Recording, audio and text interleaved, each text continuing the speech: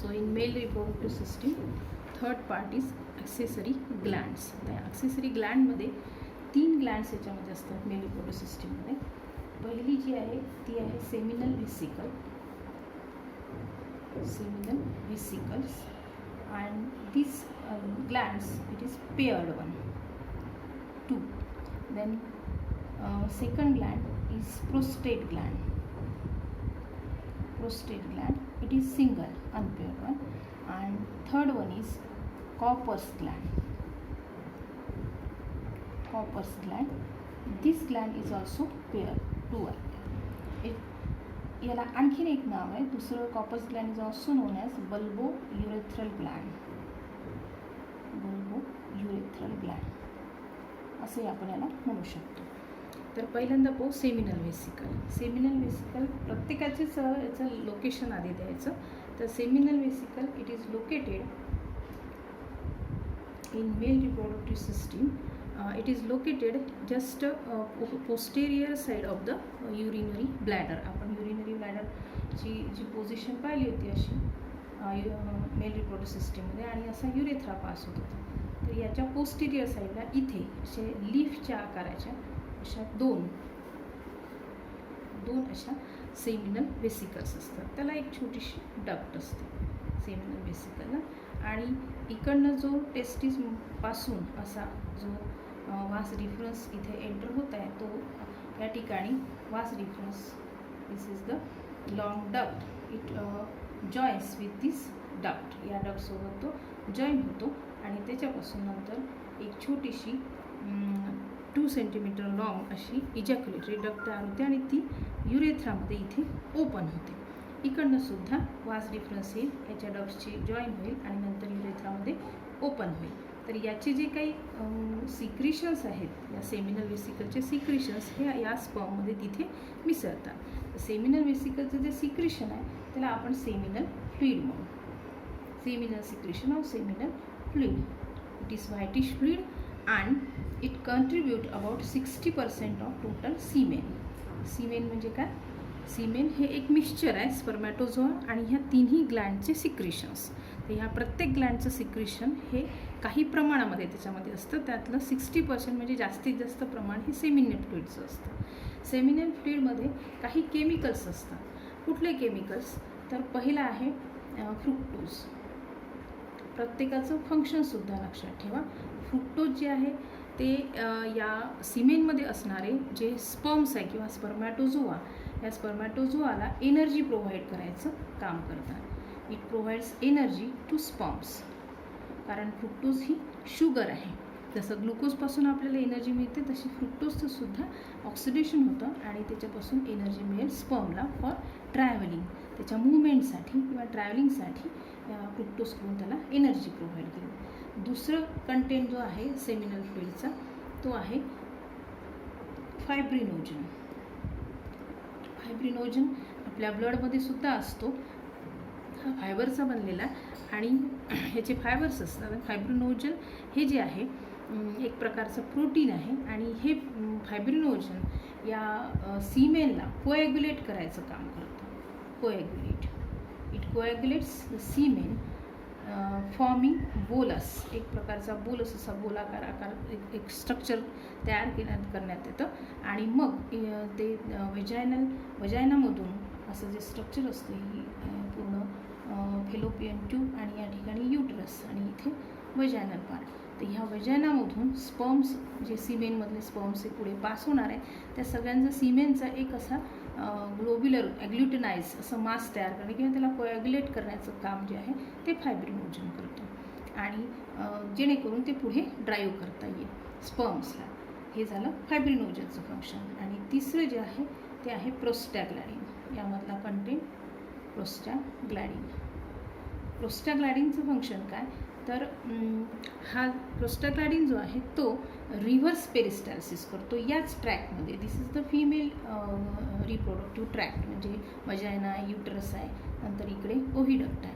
तर ह्या ट्रॅकमधून उलट्या दिशेने म्हणजे रिव्हर्स असा वर ग्रॅव्हिटेशनच्या उलट दिशेने असा स्पर्मला ड्राईव्ह करण्यासाठी म्हणून प्रोस्टॅग्लॅंडिन मदत करेल. It is called reverse peristalsis.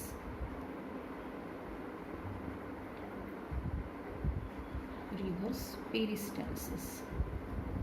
Reverse पेरिस्टॅल्सिसनी ह्या स्पर्मला इकडे या वजायना थ्रू ते युट्रसमधून इकडे ओव्हिडक्ट, कारण इथे ओव्हम आहे आणि इथे फर्टिलायझेशन होणार आहे, त्यासाठी म्हणून इकडे त्याला ड्राईव्ह करण्यासाठी म्हणून ट्रान्सफरसाठी त्याच्या रिव्हर्स पेरिस्टॅल्सिसनी प्रोस्टॅग्लॅंडिन मदत करेल. तर हे 3 कंटेंट जे आहे ते सेमिनल फ्लुइडमध्ये असतील आणि सेमिनल फ्लुइड हे 60% कंट्रीब्यूट करतं सीमेनमध्ये. तर हे झालं पहिली सेमिनल व्हेसिकल. त्यानंतर दुसरी जी ग्लँड आहे ती आहे प्रोस्टेट ग्लँड. ही होती पेअर्ड, ही दोन बाजूनी अशी दिसत होती. आता जी दुसरी आहे ती अनपेअर्ड आहे. आणि ही अनपेअर्ड ग्लँड पुन्हा याच्यातही आपण त्याचं लोकेशन पहिल्यांदा द्यायचं. It is located just below the खालच्या साईडला इथे अशी मोठी लार्जेस्ट आहे, चांगली मोठ्या आकाराची आणि पियर शेप, अशी पियरच्या आकाराची सिंगल ग्लँड असते आणि it is surrounding to the urethra. या युरेथ्राला पूर्ण अशी सराउंड करते. This is prostate one. ही प्रोस्टेट ग्लँड या ठिकाणी असेल. प्रोस्टेट ग्लँड ही सुद्धा एक व्हाईटिश पण अल्कलाइन फ्लुइड सिक्रेट करते. Whitish alkaline. It contribute about 30% of total सीमेन. सीमेनमध्ये याचा जो सहभाग असतो म्हणजे साधारण किती पर्सेंट हे असेल तर 30% असतं. प्रोस्टेट ग्लँडचं जे व्हाईट अल्कलाइन हे थोडं ॲसिडिक असेल. प्रोस्टेट ग्लँडचं ॲसिडिक आहे अँड इट इज किंचित ॲसिडिक असेल अँड इट इज कंटेनिंग, याच्यामध्ये असणारे जे कंटेंट आहे ते आहे सायट्रिक ॲसिड, ॲसिड फॉस्फेटेज आणि काही एन्झाईम. हा सुद्धा एक प्रकारचा एन्झाईमच आहे आणि other enzymes will be there. Enzymes. मग आता सायट्रिक ॲसिड किंवा ॲसिड फॉस्फेटेजचा काय रोल आहे याच्यामध्ये? तर ॲसिड फॉस्फेटेज जो आहे तेव्हा आपण बघितलं की इथे ओव्हम असतो आणि इथे हे युट्रस आणि ही वजायना. तर या ठिकाणी जे काही वजायनामध्ये जे काही ग्लँड्स असतात, छोट्या ग्लँड्स इथे सुद्धा असतात, पार्थोलिन ग्लँड्स वगैरे म्हणतात त्याला. आणि त्यानंतर इथे लॅक्टोज फर्मंटिंग बॅक्टेरियासुद्धा असतात. तर ते लॅक्टोजचं कन्वर्शन लॅक्टिक ॲसिडमध्ये करतात, forming a acidic pH here. या ठिकाणी थोडेसे ॲसिडिक पीएच असते आणि जर ॲसिडिक कंडिशनला इकडून स्पर्म जर एंटर झाले तर हे स्पर्म इथे लाईव्ह राहू शकत नाही किंवा याला हार्मफुल राहते ही ॲसिडिक पीएच. आणि म्हणून मग हे ॲसिड फॉस्फेटेज जे आहे ते ह्या ॲसिडिक पीएचला न्यूट्रलाइज करायचं काम करतं. इथे ते न्यूट्रलाइज केलं जातं या ॲसिड फॉस्फेटेजमुळे आणि त्यामुळे स्पर्मला यातल्या वजायनल सिक्रिशनचे जे काही ॲसिडिक मटेरियल आहे या ॲसिडिटीमुळे किंवा त्या पीएचमुळे कुठलाही धोका निर्माण होणार नाही. So it will neutralises the acid present in the vagina. This is its function. So this is a whitish one and it contains 30%. Milky, somewhat milky is there and helps to neutralize the acidic pH of vaginal secretion.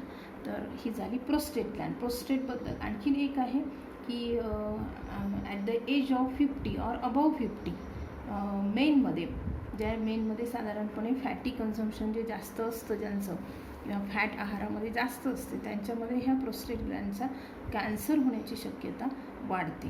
म्हणजे एक साधारण असा अंदाज आहे की 50च्या वर असणारे जे लोक आहेत त्यांना ह्या प्रोस्टेटिक कॅन्सर किंवा प्रोस्टेट कॅन्सरची शक्यता वाढू शकते. तर याच्याबद्दलची माहिती तुम्ही इंटरनेटवर आणखीन काय त्याचे सिम्पटम्स वगैरे आहेत ते तुम्हाला ॲक्टिव्हिटी म्हणून दिलेले आहे. तिसरी ग्लँड जी आहे ती आहे कॉपर्स ग्लँड. कॉपर्स ग्लँड ही सुद्धा पेअर्ड आहे and it is also known as bulbourethral gland and it is located on the way on both the side of this urethra. अशा पीच्या आकाराच्या पी शेप, आपण पी शेप छोट्या आकाराच्या अशा दोन bulbourethral किंवा Cowper's gland they are located here.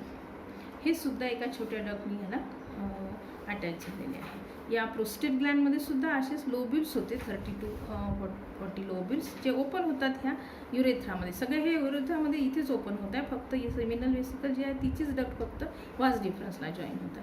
बाकी ह्या सगळ्या युरेथ्रामध्येच ओपन होतात. इथे सुद्धा आणि ही सुद्धा युरेथ्रामध्ये ओपन होते. ही सुद्धा एक व्हाईटिश अल्कलाइन फ्लुइड सिक्रेट करते.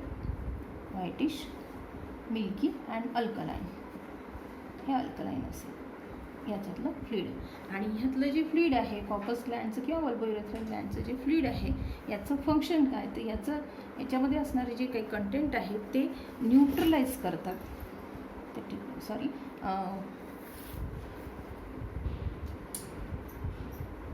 या ठिकाणी कॉर्पस ग्लँडचे जे काही सिक्रिशन आहे ते सिक्रिशन या वजायनामध्ये या ठिकाणी थोडंसं लुब्रिकेशन प्रोव्हाइड करतात ह्या स्पर्मला ड्राईव्ह करण्यासाठी. पुढे या ठिकाणी लुब्रिकेट द पॅसेज, या ठिकाणी लुब्रिकेट करण्याचा प्रयत्न केला जातो या अल्कलाईन फ्लुइडनी.